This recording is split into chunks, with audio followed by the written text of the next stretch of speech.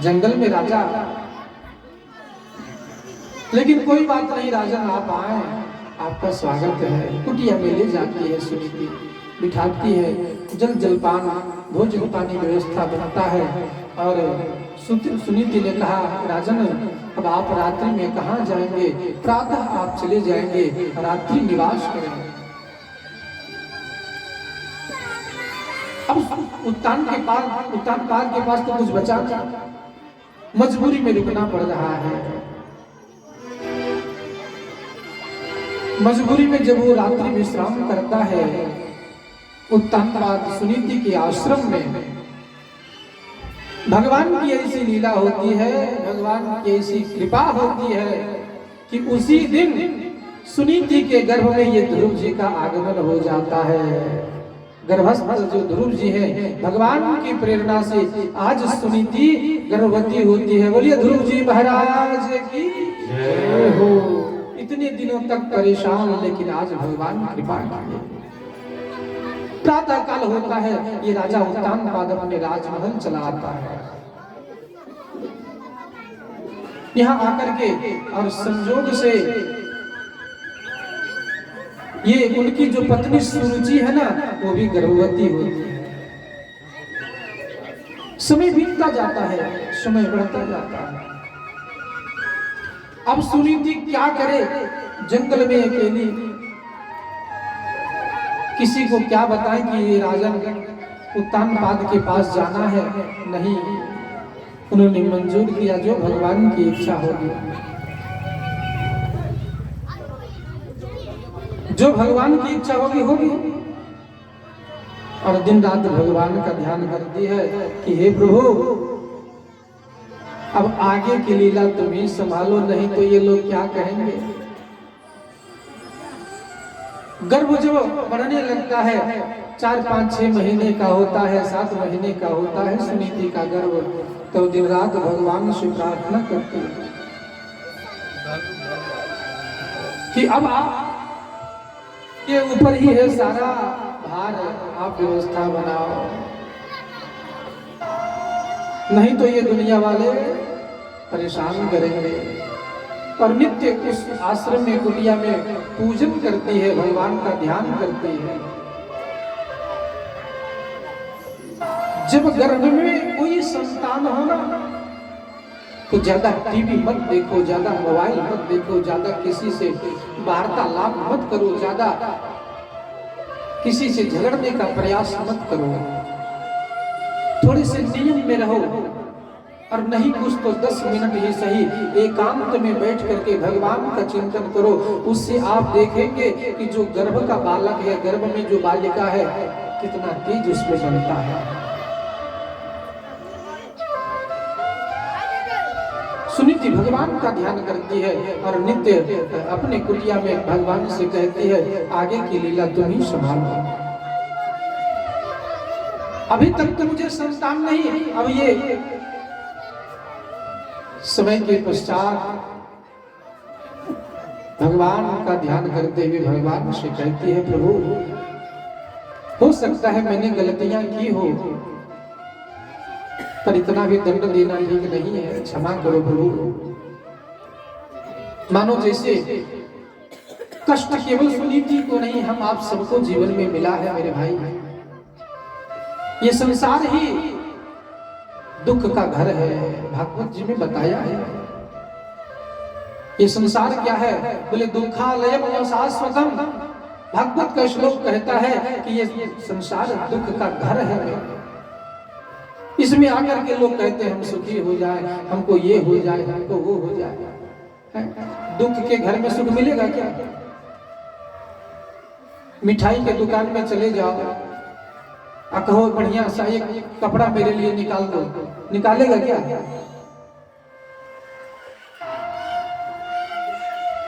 उसी प्रकार से जैसे जिस वस्तु की दुकान है वही वस्तु आपको मिल सकती है, दूसरा वस्तु नहीं। तो ये दुखालयम है, ये संसार दुख का घर है, सुख कहां से मिल सकता है? लेकिन करना क्या है, बोले कनेक्शन भगवान से जोड़ करके रखना है। तो जन्म जन्म मुनि जतन कराही। तो जन्म जन्म क्यों? बोले कभी तो कृपा होगी ना भगवान, कभी तो कृपा करेंगे। आज सुनीति प्रार्थना करती है भगवान से कि प्रभु हमारी जो नैया है ना ये पार लगाओ। और हम सबको भी कन्हैया से यही कहना है, कृष्ण से यही कहना है, राम से यही कहना है कि हमारी नैया है उसको भी प्रभु पार लगाओ। पता नहीं कब डगमगा जाए, कहां गिर जाए, कोई संभालने वाला नहीं है। जैसे सुनीति ने प्रार्थना किया है, सवरिया ले चल पल्ली पार। थोड़ी सी प्रार्थना हम लोगों को भी करनी है भगवान से कि प्रभु अरे नहीं हम समय निकाल पा रहे हैं तो घंटा आध घंटा जो आते हैं ना उसी में कल्याण कर देना।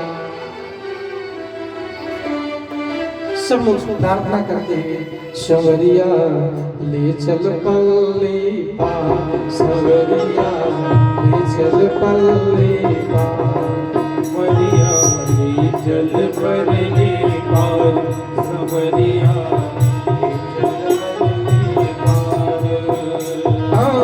ले चल पल्ली पार कन्हैया, ले चल पल्ली पार कन्हैया।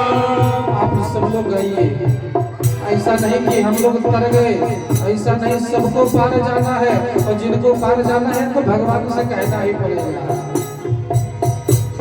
पार तो उतरना ही है, लेकिन जब तक कहेंगे नहीं तो भगवान सबको कहना है। कन्हैया चल पल्ली पार, कन्हैया ले चल पल्ली पार, कन्हैया ले चल पल्ली पार। जहाँ विराजे राधा रानी, जहाँ विराजे राधा रानी। सब लोग गाइए थोड़े थोड़े ताली के साथ। भगवान जहाँ राधा के साथ विराजते हैं ना तो मन से पहुंचो वहां तक। जहाँ विराजे राधा रानी, जहाँ विराजे राधा रानी। अलवेजर का सवरिया चल पल्ली पार, सवरिया ले चल पल्ली पार, चल पल्ली पार, कन्हैया चल पल्ली। जय हो हरि बोल।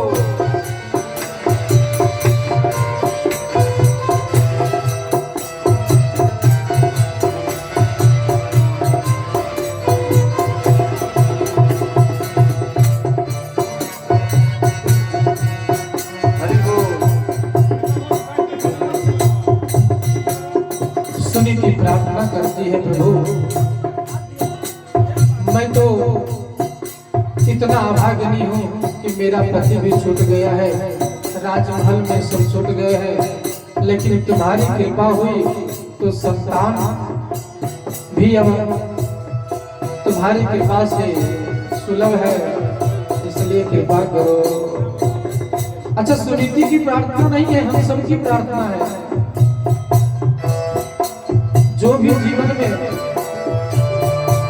गुण और अवगुण होते हैं ना वो सब अर्पण करना है भगवान से। क्या कहती है? गुण अवगुण सब तुझको अर्पण, गुण अवगुण सब तुझको अर्पण। हमारे अंदर जो गुण है या अवगुण है वो सब मैं आपको दे रहा हूँ। गुण अवगुण सब तुझको अर्पण, गुण अवगुण सब तुझको अर्पण। पाप पुण्य सब तुझको अर्पण, पाप पुण्य सब तुझको अर्पण।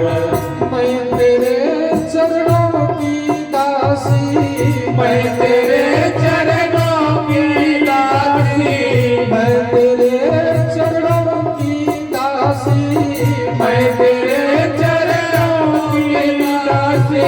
मेरा प्राण आधार, चल पल्ली पार,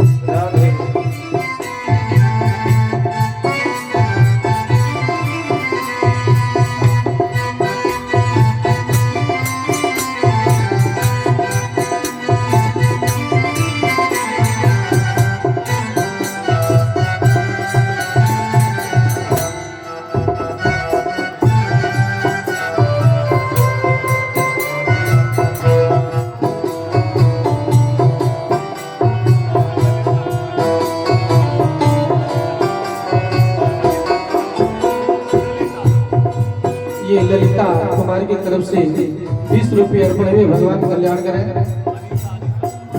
और ये अनिशा कुमारी की तरफ से 20 रुपये भगवान के चरणों में अर्पण हुए, भगवान आपका भी कल्याण करें। और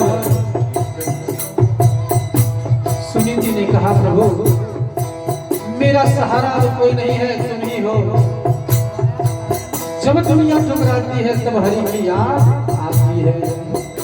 अब तेरी आस लगा बैठी हो, तेरी आस लगा बैठी हो, लज्जाशील गवा बैठी हो, लज्जाशील लगा बैठी हो, तेरी आस लगा बैठी हो, तेरी आस लगा बैठी हो, ये लज्जाशील गवा बैठी हो, लज्जाशील लगा बैठी हो, तुम समनेह लगा बैठी हो, तुम स्नेह लगा बैठी हो, अपना आप लुटा बैठी हो, अपना आप लुटा बैठी हो।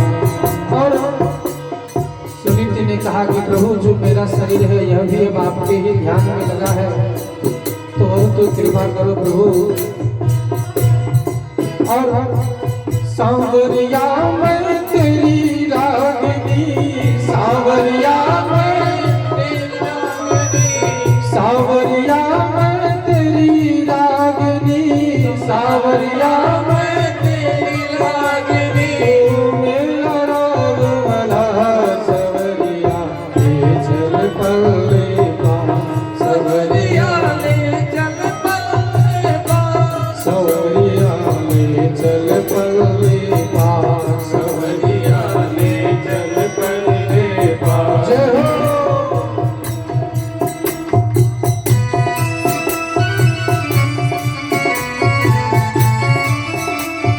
हरि बोल।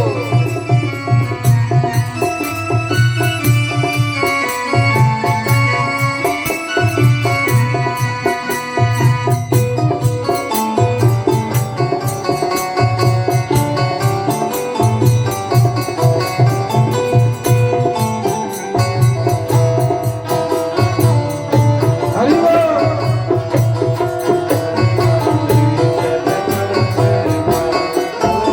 और सुनीति कहती है, प्रभु तेरे बिना कुछ चाह नहीं है, तेरे बिना कुछ चाह नहीं है, और तेरे सिवा कोई चाह नहीं है, तेरे सिवा कोई चाह नहीं है, कोई सूझती राह नहीं है, कोई सूझती राह नहीं है। और हे प्रभु अब कोई रास्ता नहीं दिखाई पड़ रहा है, इस दुनिया का भी भरोसा नहीं है, जग की कुछ परवाह नहीं है, जग की कुछ परवाह नहीं है, तेरे प्रीतम की आस लगी है, मेरे प्रीतम की आस लगी है, मेरे प्रियतम मेरे माझी, मेरे प्रियतम मेरे माझी, मेरे प्रियतम मेरे माझी, मेरे प्रियतम मेरे माझी। हे करुण मैया हरि बोल। चल पल्ले पार, कन्हैया ले चल पल्ले पार, कन्हैया में चल पल्ले पार, कन्हैया ले चल पल्ले पार।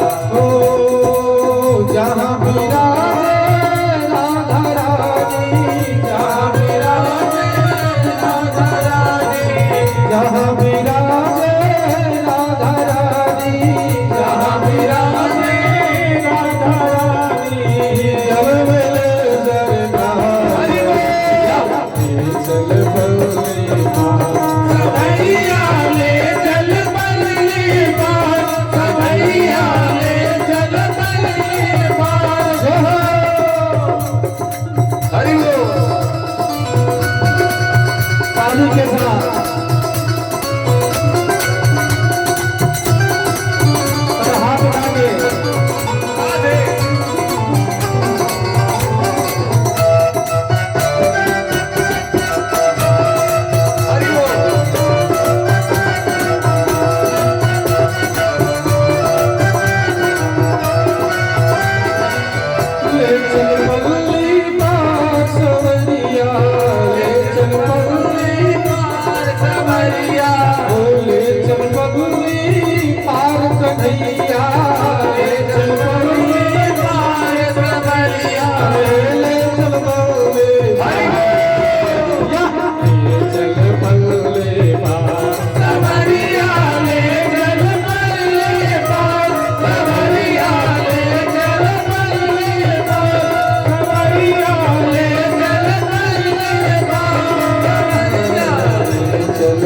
ललिता।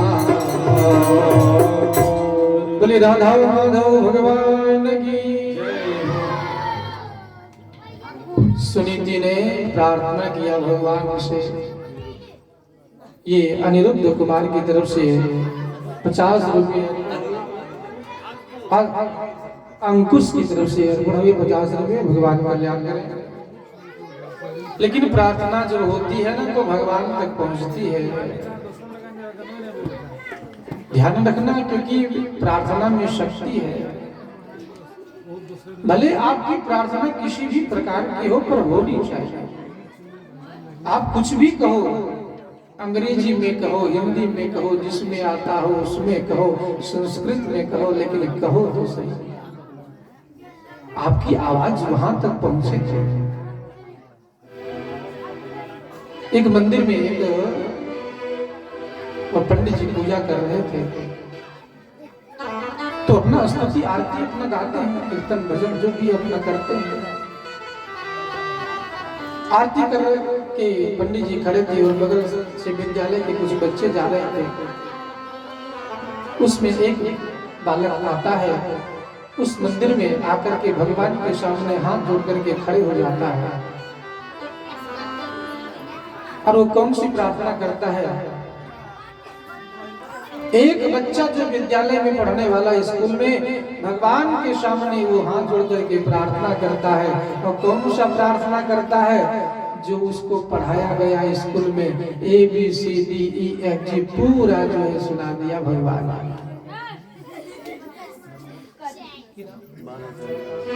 ये बालेश्वर यादव जी की तरफ से भागवत भगवान के चरणों में अर्पण हुए। भगवान आपको ऐसे ही आनंद प्रदान करते रहे। ये नीरज की तरफ से भी 20 रुपये भगवान के चरणों में अर्पण हुए।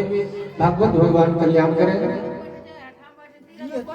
जब वो पूरा ABCD सुना दिया भगवान को, हाथ जोड़ करके पंडित जी बगल में खड़े थे, पुजारी जी ने कहा ये बताओ बालक इधर आओ, जो प्रार्थना हो गया।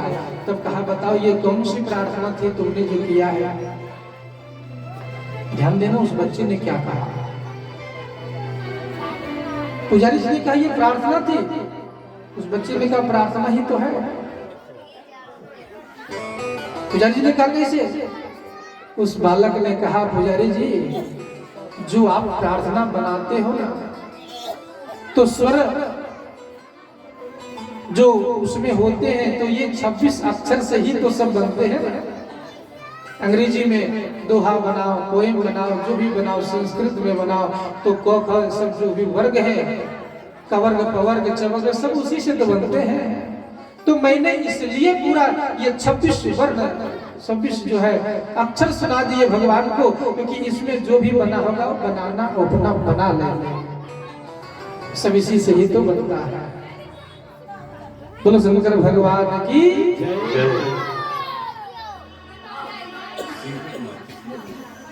ये सिंकू कुमारी की तरफ से 10 रुपये अर्पण हुए। भगवान कल्याण करें।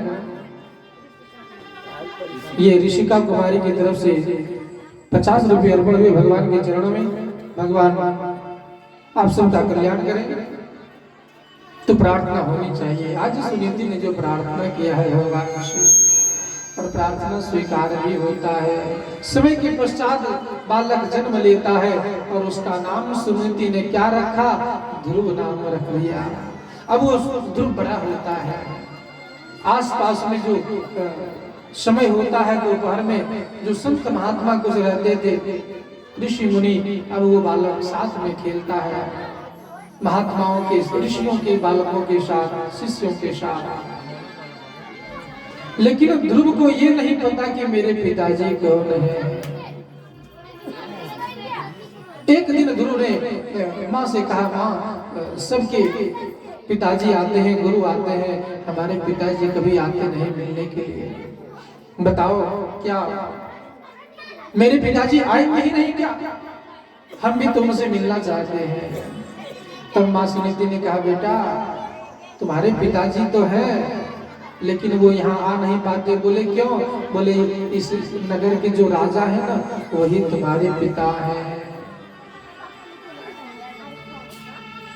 अभी तक सुनीति ने बताया नहीं था, लेकिन आज बता दिया। बोले कब तक छुपाना।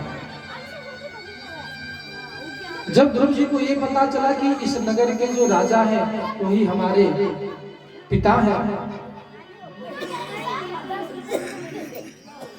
और तो मैं अवश्य मिलने जाऊंगा राजा से, अपने पिता से।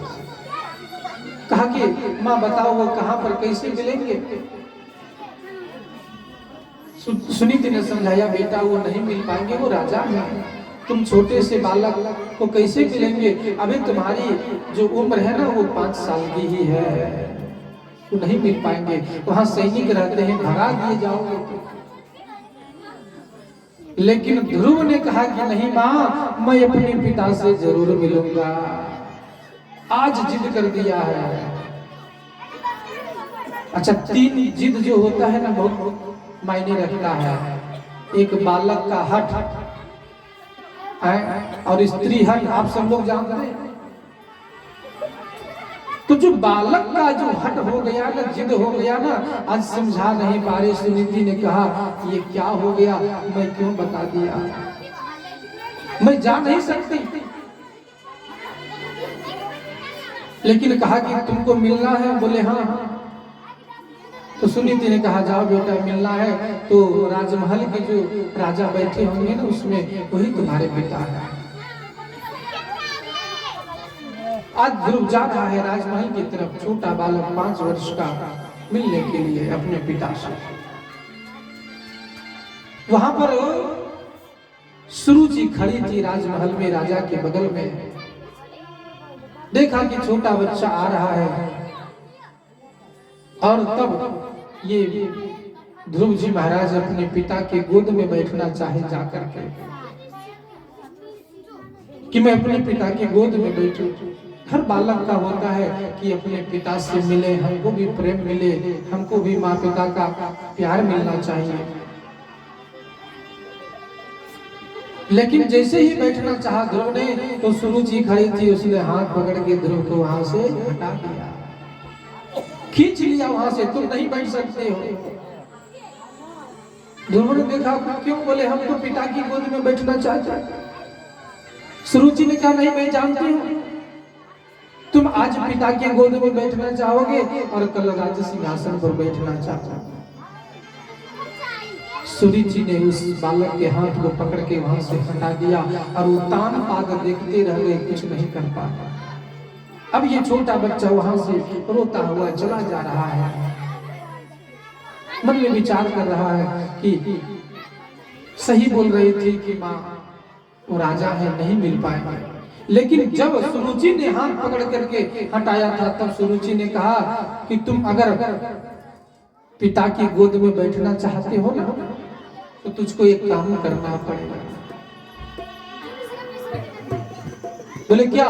बोले तुमको भगवान की तपस्या करनी पड़ेगी, और तपस्या जब हो ना तो भगवान से क्या कहना कि मैं सुरुचि के गर्भ से जन्म लूं, और जब हमारी गर्भ से तुम जन्म लोगे ना तब राज सिंहासन का तुम अपने पिता के गोद में बैठोगे, ऐसे नहीं बैठ पाओगे। रोता हुआ बालक चला आ गया, अपनी माँ से सारी बात बताया। माँ हमको भगा दिया, अपने पिता के गोद में मैं बैठ नहीं पाया।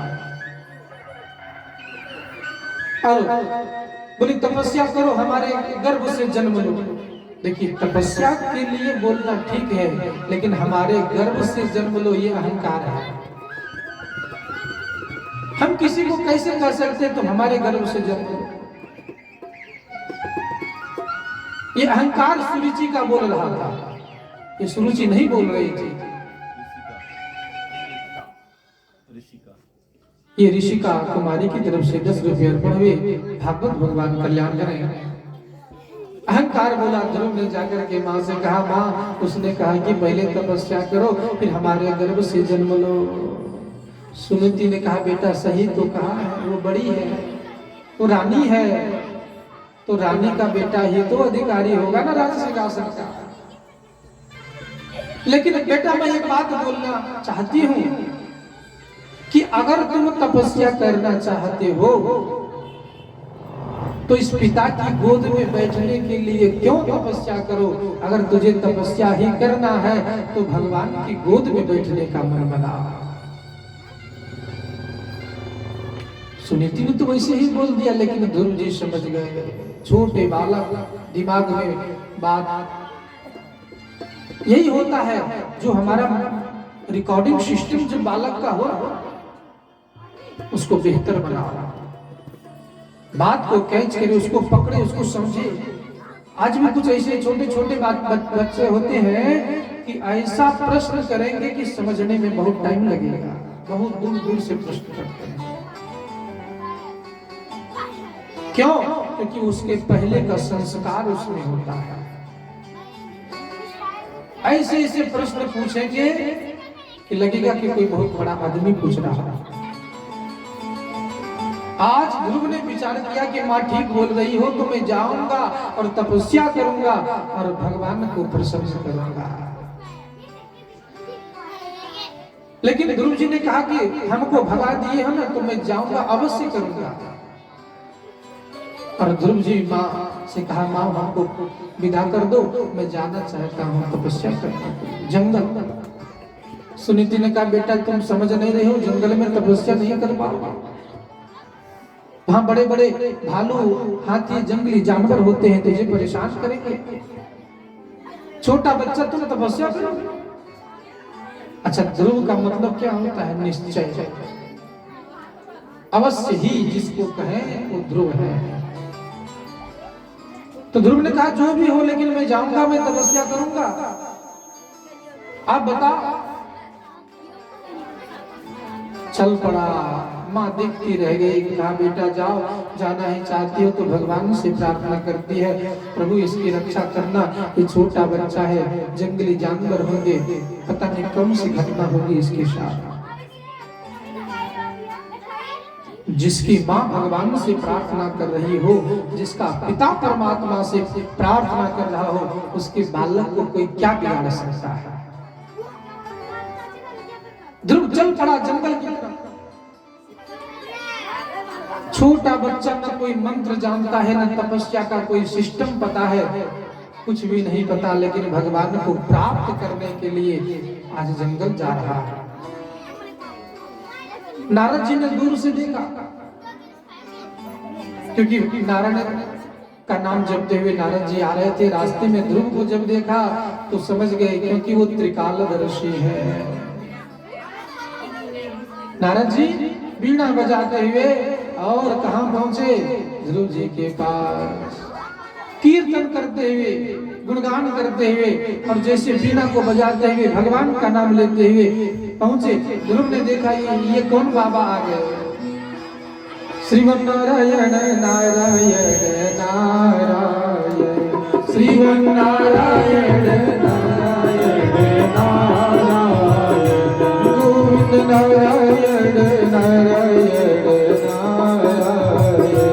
गोविंद नारायण नारायण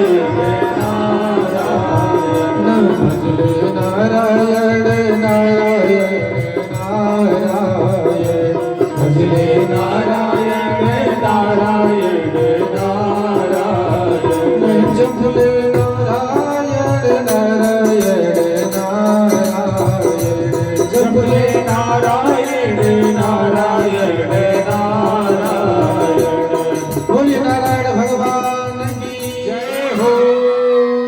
बीना बजाते हुए, नाम लेते हुए ध्रुव ने देखा, प्रणाम किया। बोले, बाबा कहाँ जा रहे?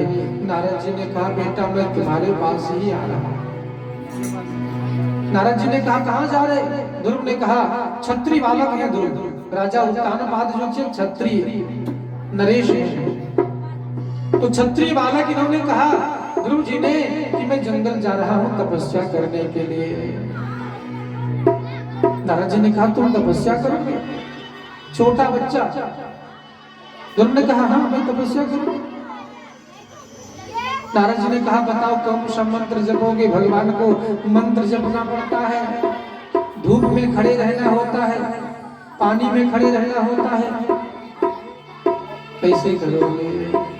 ध्रुव जी ने कहा कि मैं मंत्र तो नहीं जानता, लेकिन जो जानता हूं उसी से कर लूंगा। तो नारद जी ने कहा बेटा ऐसा नहीं है, अगर तुझको मंत्र ही जपना है ना तो मैं अपना मंत्र जो भगवान का है मैं अपनी तरफ से बताता हूं, इसलिए आप चिंता मत करो। और भगवान के मंत्र को नारद जी ने सुनाया, द्वादशाक्षर मंत्र को ध्रुव जी को बताया, ओम नमो भगवते वासुदेवाय। इस मंत्र को दिया ध्रुव जी को और कहा जाओ इसी को जपना, इसी से तुम्हारा कल्याण होगा, इसी से हो जाएगा। और जब गए जंगल में तो ध्रुव जी ने जंगल जाकर के फलाहार किया और फलाहार करके 1 महीने में भगवान के जो द्वादशाक्षर मंत्र है उसको जपने लगा। जब महीना व्यतीत हुआ, समय व्यतीत हुआ तो कुछ नहीं हुआ। ध्रुव जी ने कहा मैं फलाहार भी नहीं करूंगा, क्योंकि जो फल मिलते थे उसको भी छोड़ दिया ध्रुव ने खाना। जो सूखे पत्ते गिर रहे थे ना उसको उठा करके खाने लगे।